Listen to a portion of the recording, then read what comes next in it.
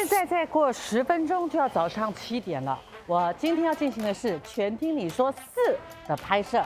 在以前呢，我最多是搭地铁、搭巴士，又或者是搭 taxi 到现场。但是这次呢，我要搭的是飞机。猜猜我第一站要去哪里？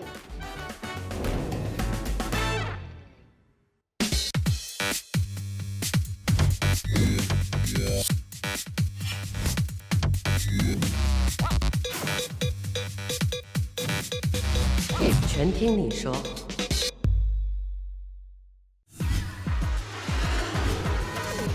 一来到香港机场，就有一种冲上云霄的感觉。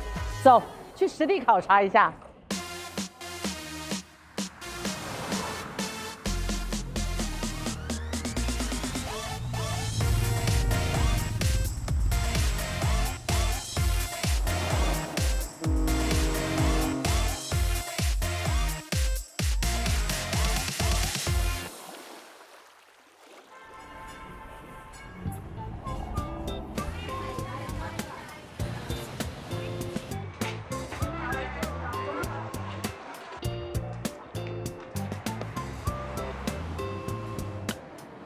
不会吧？听说凉茶铺有在卖叮叮糖的，还真的有啊！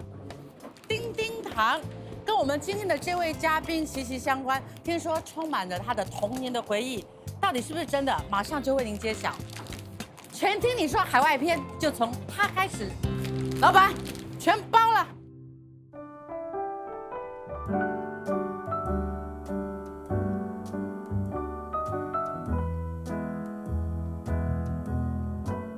他一定会知道他的位置是在哪里的，凭他的经验，靖哥哥会不知道吗？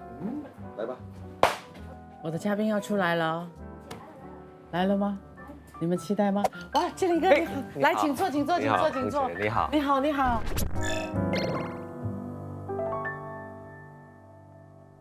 欢迎来到香港啊！哇，谢谢你的欢迎，我也有东西欢迎给你。喂你先请坐哇。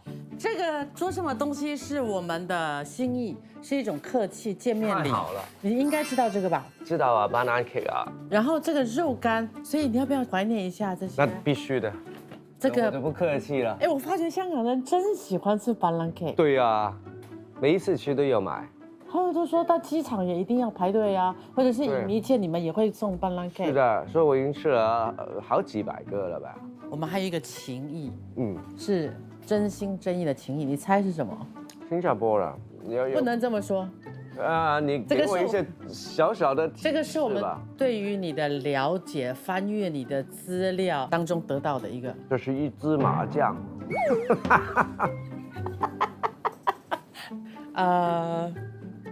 关于你的童年，我童年很喜欢踢足球的，那么少也不会是一个足球。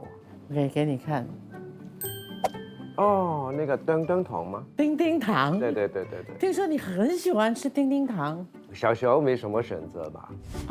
对啊，你就下去的时候就看见有一个人有一盘这个叮叮糖，然后你就给我1块，然后1块钱，我意思是，然后他就叮叮叮叮的就给你，谢谢你啊。这个在香港现在不容易找了，我走了3、4条，在一个卖凉茶当铺，小小的地方找到这个叮叮糖，这个是送给你的。我们为什么会把这样的一个情怀带给你？要跟你进入一段深入的一个专访。好呀，我当然要套路一下关系。好，你跟我们新加坡很有关系的。2000年的时候，你来新加坡拍过一部戏嘛？是啊，你记得戏名吗？我记得啊，跟南星一起拍的嘛。你记得艺人？对啊。你南星还有谁？对呀。厉害。然后扫冰者。扫冰者。对。你那个时候拍这部戏印象好吗？非常好，因为我在新加坡那个时候待了蛮长的一段时间啊，拍的时候也蛮紧密的那个时间。我也租了一台车，你自己开车？我自己开车，然后发现蛮容易的，在新加坡开车，所以在那段时间真的有一种在家的感觉。在我看来，你还是一样的那么 fresh， 那么年轻，那么的朝气蓬勃。我只能说你保养的好，可能你没有特地保养，但是你心境很好。我是一个比较喜欢开玩笑的人，开朗的人，可是也不见得内在是很年轻，我还是住着一个蛮老的灵魂在里面的，老而有趣吧。OK，对我觉得可能我们现在可以从你的童年没问题啊开始去谈起。我知道你的童年是住着一大家子口，住了多少人？ 2个房间，住10多人的，对。10个人，然后大部分都是女人。对，差不多，就是我舅舅跟我公公是男的，跟我是男的，那7对3呐，这个，所以我从小都是在一个有一点像那个红楼梦那样的一个。真的，不是女的，真的哎所以我很懂得跟女的打关系了。可是我又看到报纸也有写说，你在小时候有被取了2个外号，包装版，包撞版跟一个你要帮人家煲茶，适应的意思，对是吧？ ，waiter。有这个。对呀，首先那个包撞版就是常常会撞板，不是很利索的一个人。不利索，什么事情在你手上肯定会出问题。对，尤其是那个时候，我很喜欢那个 cassette 嘛，那表姐都是比较有那种比较新潮的，很喜欢拿一些新歌回来听，然后我也听一下，一按就把它录走了 ，recording， 然后就没了一段怎么办？很恐怖，然后就偷偷的自己在那段的时候一直听录进去那一句，然后就怎么样录进去自己唱嘛？对呀，你记得那个歌吗？Don't you want me？ 你就Don't you want me？ 然后就继续去，然后就觉得是一个补救的方法。那当然不行啊！人家一听的时候，为什么有人在唱？如果我们在那个年代的话对被取这个外号 as a mother 我会觉得你这个外号很可怜呢，很可怜啊会严重打击你的信心。对，就是你这个人做什么事就是很衰的，你动什么就垮什么，你用什么就撒什么，是真的。你会不会被信心被打击？尤其又在一大堆女人堆里，你就很怀疑自己。有我觉得有，可是可能就是那个阶段之后，自己做事的会比较谨慎一点，有这个好的影响啦，也不会你觉得会察言观色。没有，我会从不同角度去看这个事情嘛。那做得不好，那你怎么可以防止那种？因为很容易被骂，所以就尽量去不被骂的时候，你就会越来越小心。这个是双刃剑，要么你就越懂得察言观色，谨言慎行；要么就是你的信心完全被打击，因为你就是一个做什么都不会好的一个人。是的，小时候是双刃剑。对，所以我看事情都是比较从乐观的那方面去看的。然后人家又叫你去倒水递茶倒水。是，不单是这样，这样是非常基本的一种要求。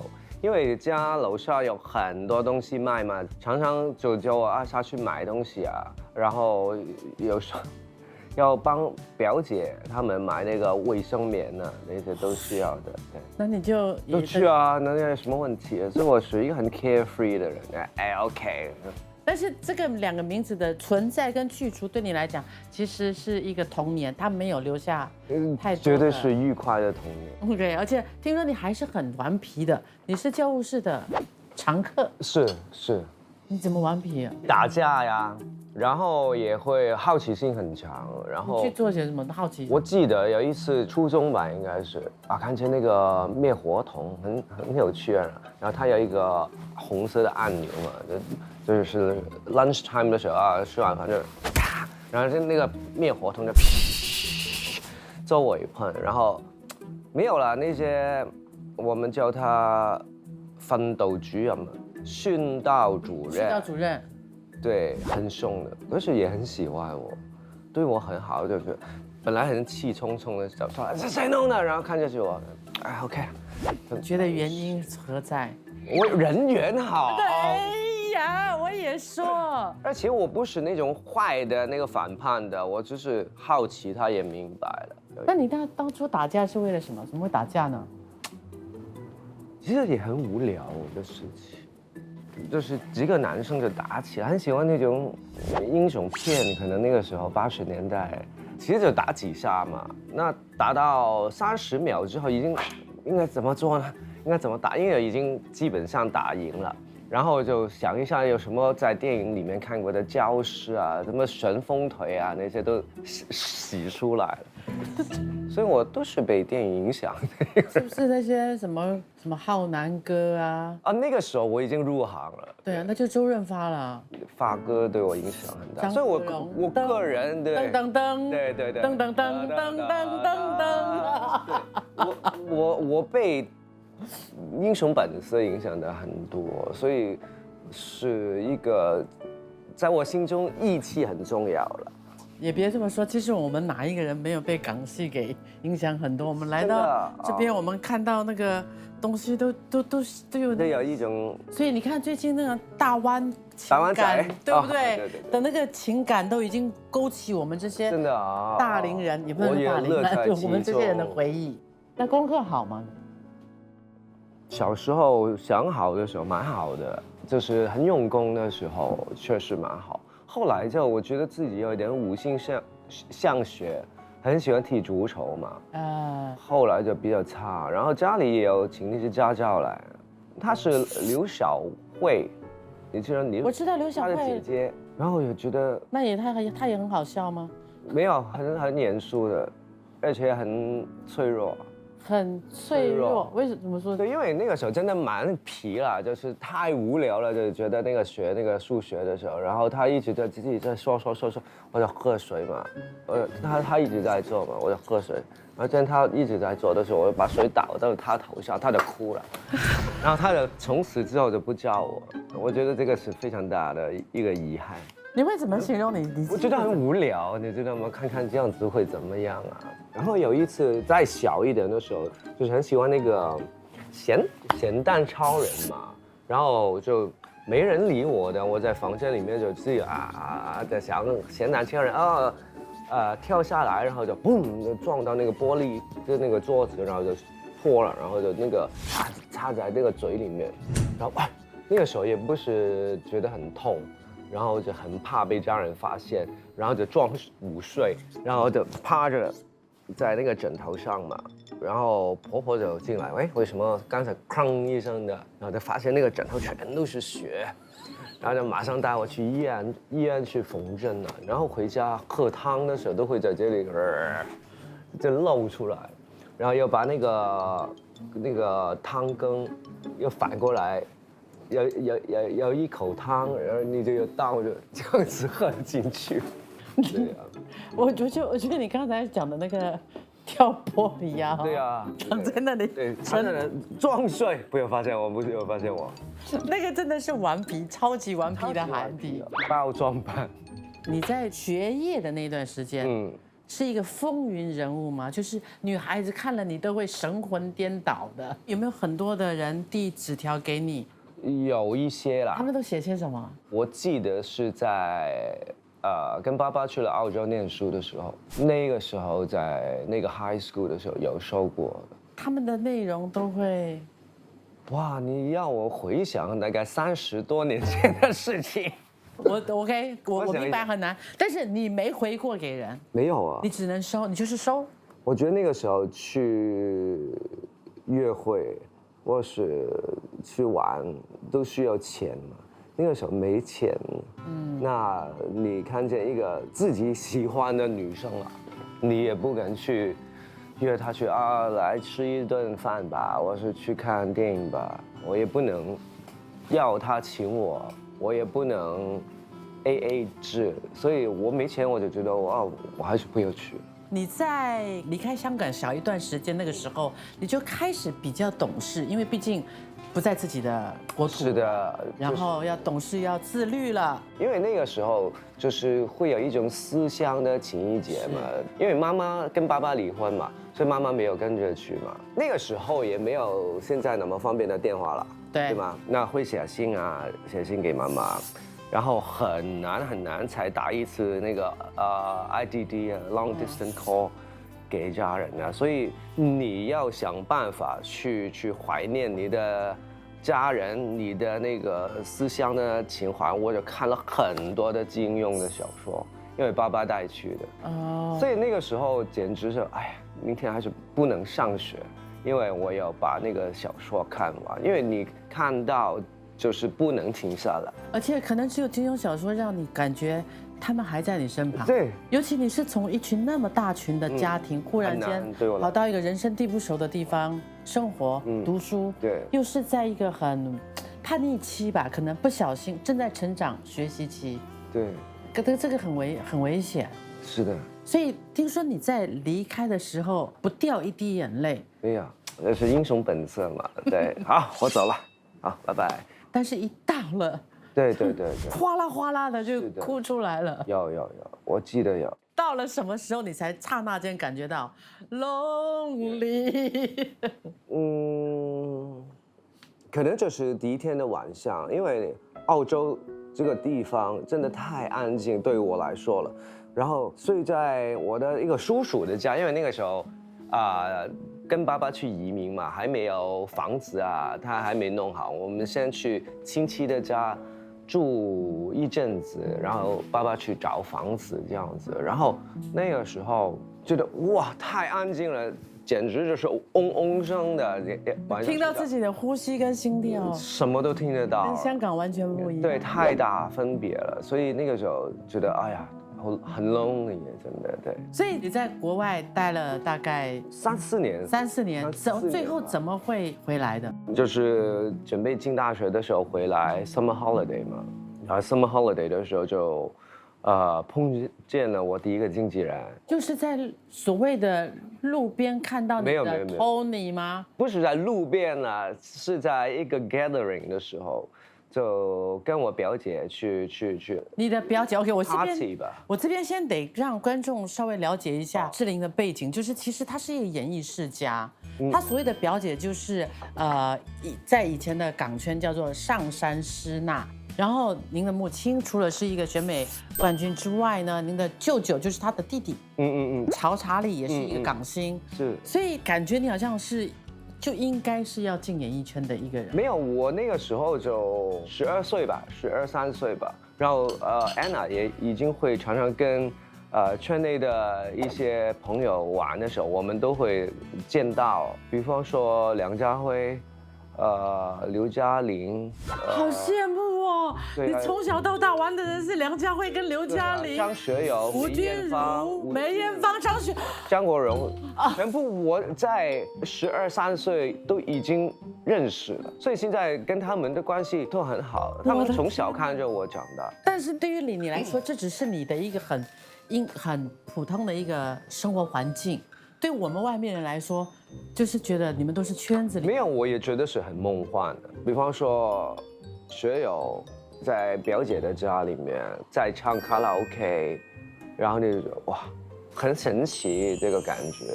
定啊，他刚刚在我们新加坡开了演唱会，真的啊，一下子门票就扫光了。对呀，太厉害了。你是在家里听？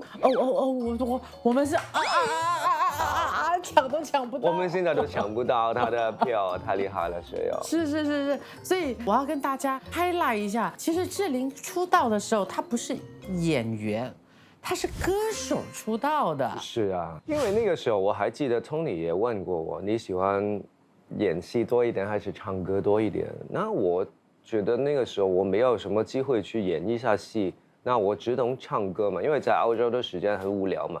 除了看小说，就是家里有一个卡拉 OK 那么大的一个机器，每天就唱歌，所以就唱歌比较有信心一点。而且你在那个读书的时候也唱歌比赛也得过冠军的。没有，得了亚军。亚军，你是唱广东歌吗？是张学友的《蓝雨》，我参加过2次，应该是都得了亚军。那就是很会唱，然后就出了第一张专辑。是，然后出来之后跟你想象中的一样吗？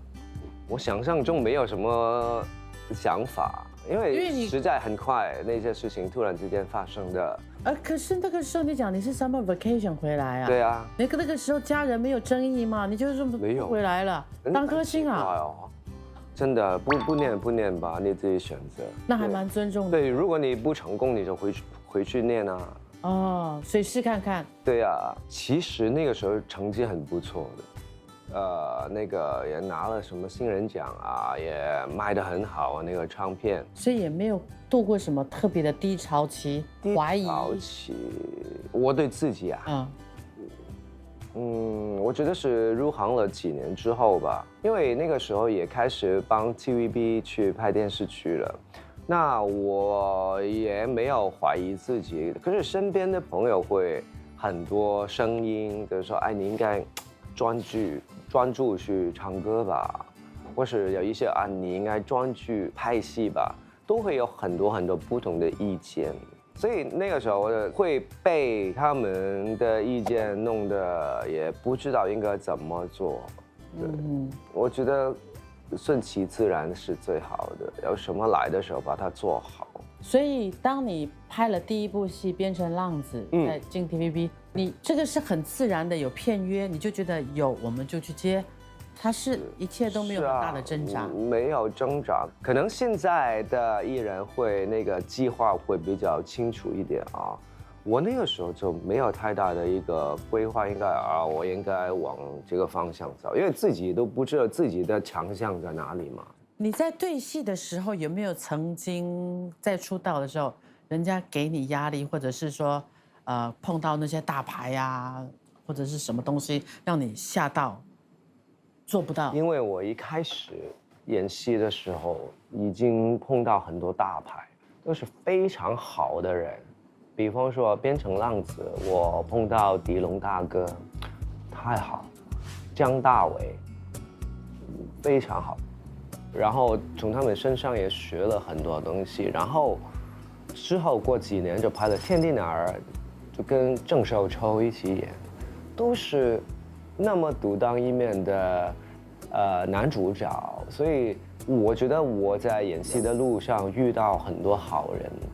你觉得演戏刚开始你最大的障碍会是什么？什么是障碍？比如说在前辈面前叫你哭，你哭不出来，或者是武打你最怕的障碍，或者是说碰到功力很强的前辈跟你对很长的台词，是你最怕。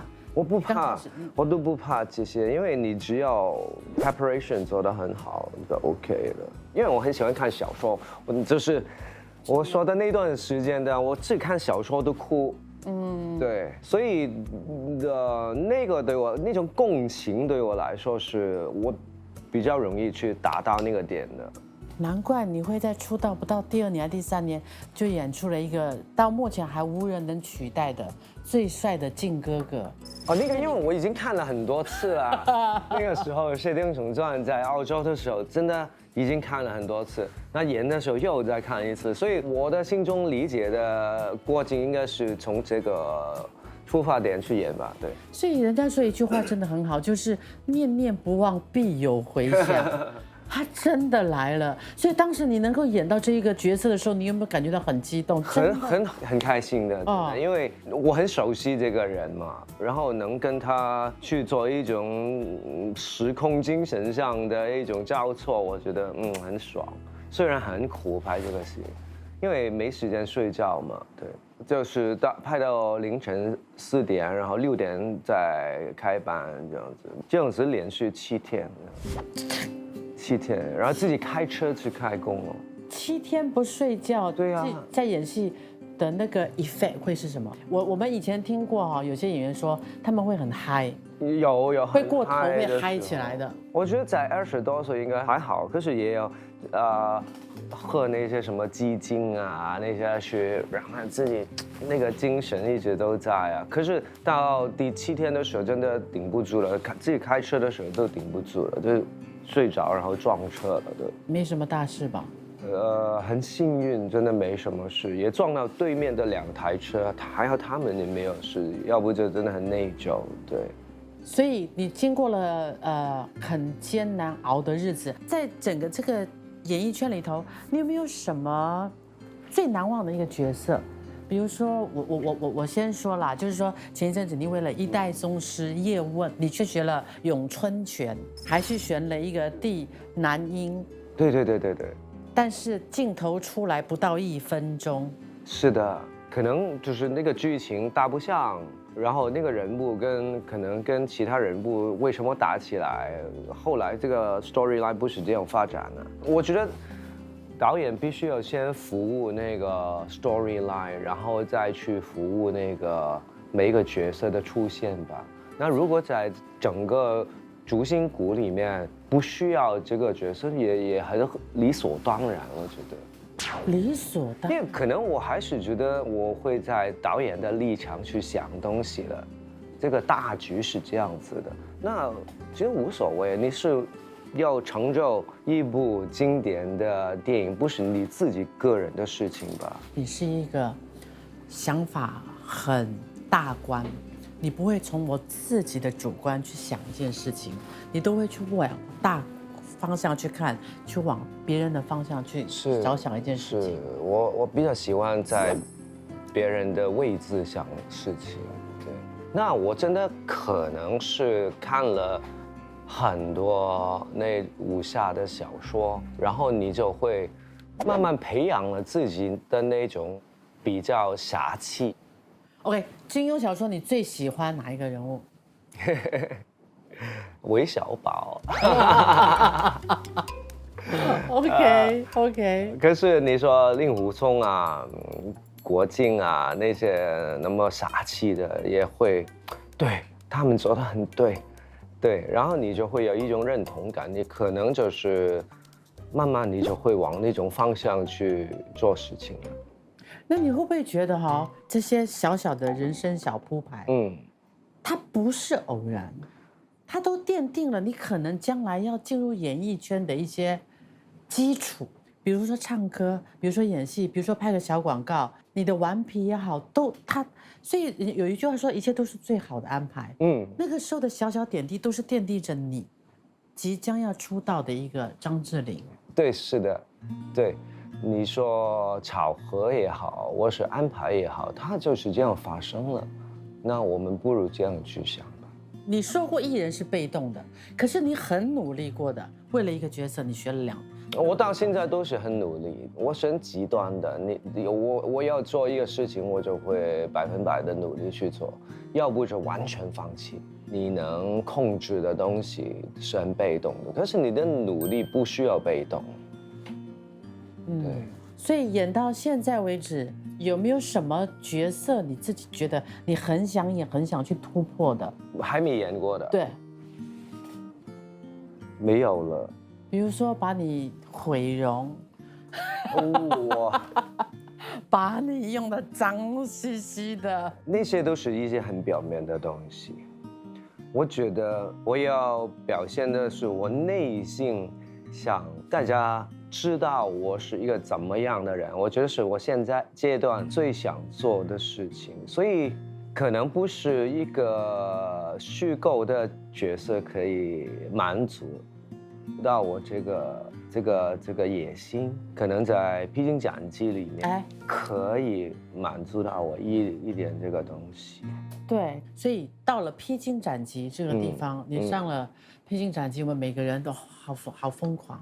有很多很令人触目惊心、很感动万分的镜头，比如说有剃头的，有你留白胡渣的，我们每个人都有好多难忘的镜头。我现在想要知道，就是他用多少的时间来说服你上这个综艺？哇，那老婆怎么劝的呢？我真的忘了为什么我会去。你只是想离开他是吗？没有。他也陪着我的。在第一系列的时候，你曾经说过一句话，吓到了很多人。你说你可能想要退圈。是啊，那个时候我是真的是这样想的。你也可以上 Millicent 免费随心选听，全听你说。